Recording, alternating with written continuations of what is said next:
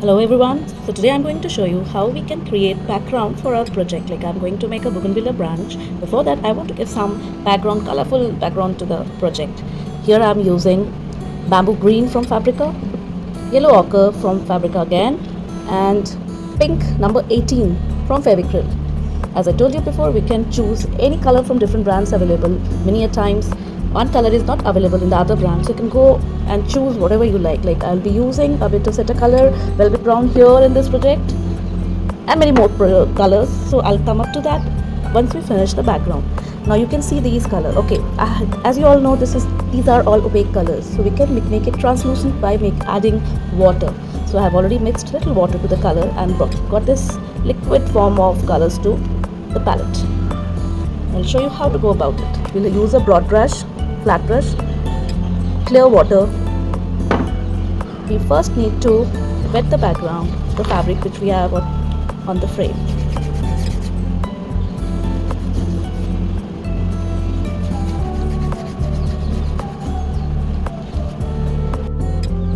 So the cotton fabric on my frame is wet, but as you can see it's not dripping wet. Alright.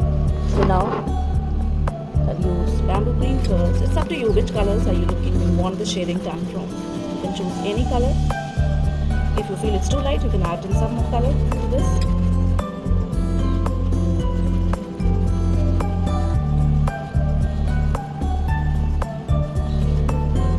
For the pink color again, wash my brush and go in for the pink.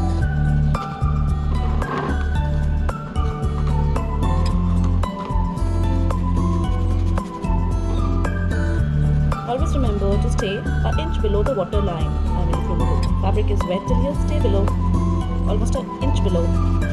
Because if you don't, you will be seeing some hard lines being formed, which we don't want, right? When you're working on a larger project like sari or something, you can just use a large frame and go in accordingly.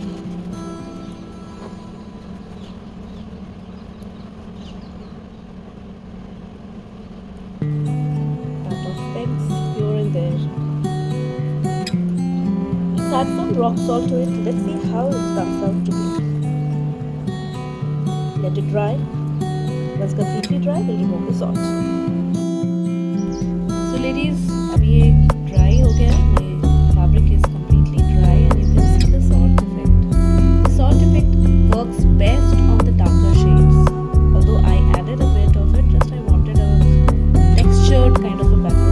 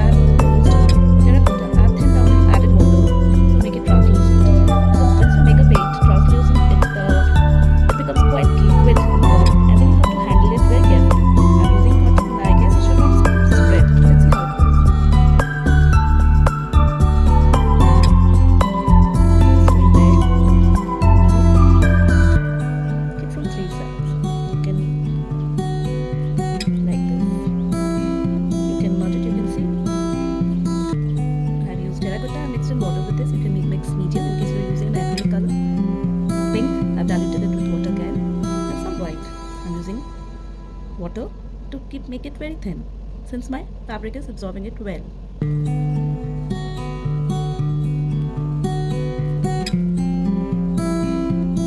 Make you big and small. So once you're all set in your mind, like what exactly you're going to make, like here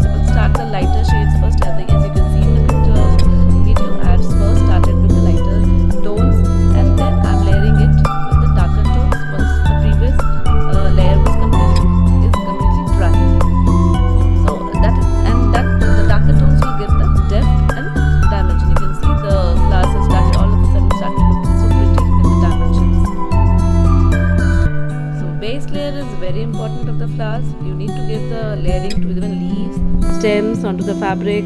Use a large brushes for broader areas and a small brush for finer details.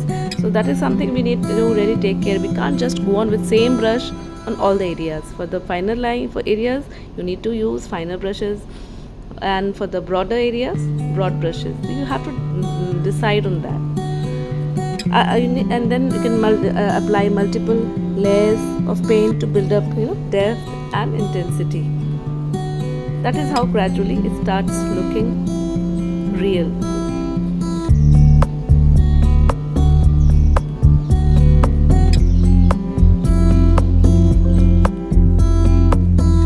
Now we'll add leaves to it. I will have again diluted green with water. Just the same way you made your petals. Keep on moving with the leaves. Not too many, we don't want too many leaves. Just a few greens here and there. And we are almost done.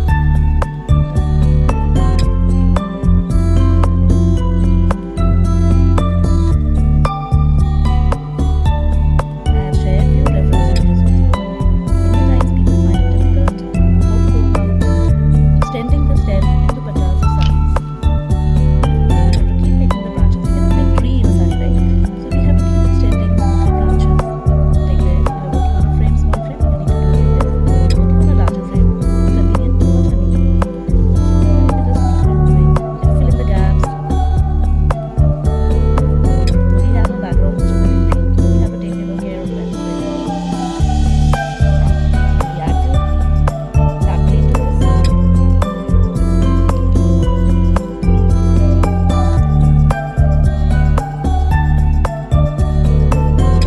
So we can use combination of greens, browns. I've just used 3 shades of greens, you can see here.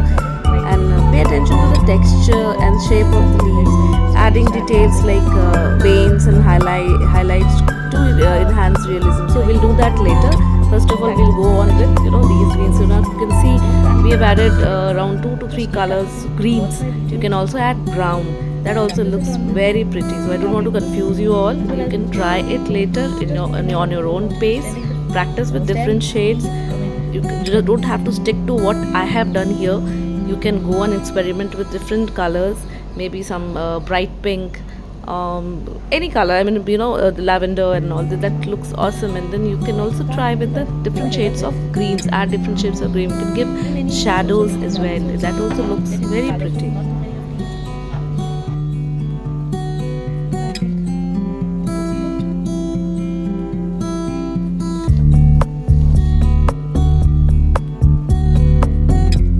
For the fine lines, I'm using maroon from Bougainvillea.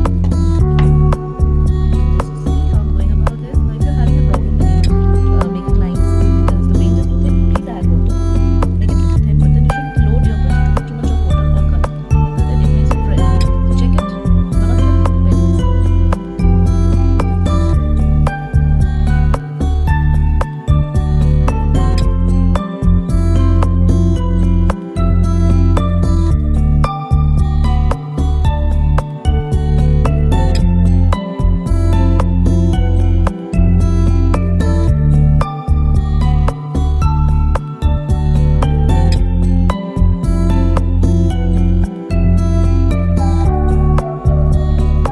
the leaves, use sapling to make these things. You don't have to make names of all the leaves. You can choose to.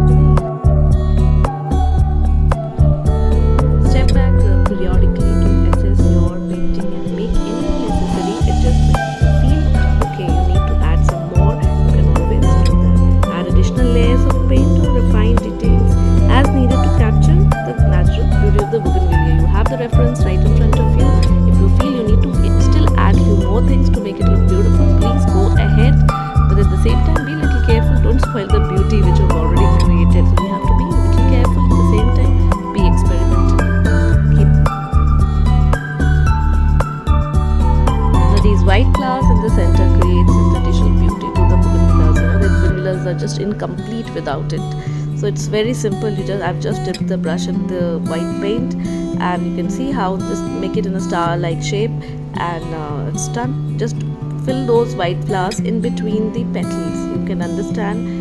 Just try to just observe the naturally. If you have bougainvilleas around, just observe that. It will help you with these white flowers in the center. Observe, and then you can create it. And then I have just connected it with velvet brown from Pebeo lines. You can use even maroon color, or you can also use dark green doing the same.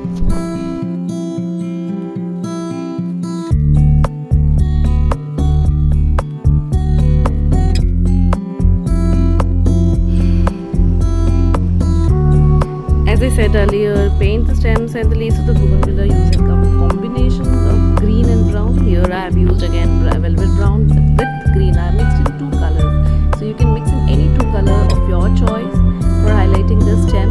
Initially I just drew a random line. So now I am completing it, by adding little depth to the stem and the small little flowers.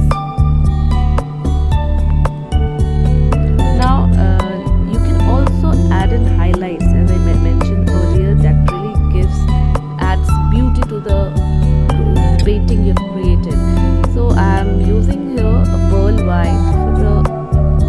I don't like too much of highlights, so somehow I've gone in for a subtle white pearl color, and you can just highlight. The idea is where the light is hitting the petal.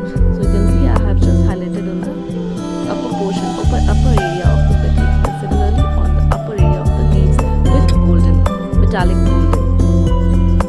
It is completely optional. If you don't want, you can ignore, avoid. But if you want, you can do this with this. Looks nice when the light, and when you're wearing the fabric in sunlight or in the light, and these metallic highlights really look good and adds beauty to your work. Let your painting dry completely before handling or framing. Fabric may require different drying times. So please refer to the instructions on your paint for guidance. Remember, take your time and enjoy the process of painting a lifelike bougainvillea on your fabric.